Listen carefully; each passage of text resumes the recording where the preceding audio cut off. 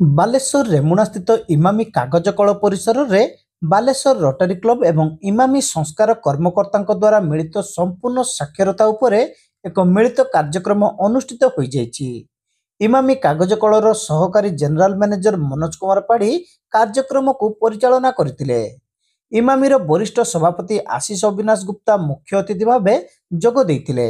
Rotary ଏବଂ ଇମାମି ଅନୁଷ୍ଠାନର ମୂଳ ଉଦ୍ଦେଶ୍ୟ ଥିଲା ଇମାମି କାଗଜ କଳର ଆଖପାଖ ଅଞ୍ଚଳରେ ଥିବା 15 ବର୍ଷରୁ ଉର୍ଦ୍ଧ୍ୱ ପୁରୁଷ ଏବଂ ସ୍ତ୍ରୀ ଲୋକଙ୍କୁ ସାକ୍ଷର କରାଇବା।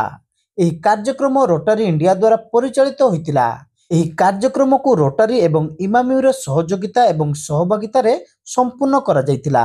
ଏହି କାର୍ଯ୍ୟକ୍ରମରେ ରୋଟାରୀ କ୍ଲବର ସଭାପତି କର୍ଣ୍ଣେଲ କ୍ଷେତ୍ରମୋହନ ମହାପାତ୍ର, ସାଧାରଣ ସମ୍ପାଦକ ରୋଟାରିଆନ ପ୍ରବାଳ ସିହ୍ନା, ପୂର୍ବତନ ଡିଜି ଶାନ୍ତନୁ କୁମାର ପାଣି, ରୋଟାରିଆନ ସୁବ୍ରତ କର ଏଥିରେ ଭାଗ ନେଇ କାର୍ଯ୍ୟକ୍ରମକୁ କିପରି ସଫଳ କରିହେବ ସେ ବିଷୟରେ ବିଭିନ୍ନ ପଦକ୍ଷେପ ନେବା ପାଇଁ ସ୍ଥିର କରିଥିଲେ ଏବଂ ସେମାନଙ୍କର ମତାମତ ରଖିଥିଲେ।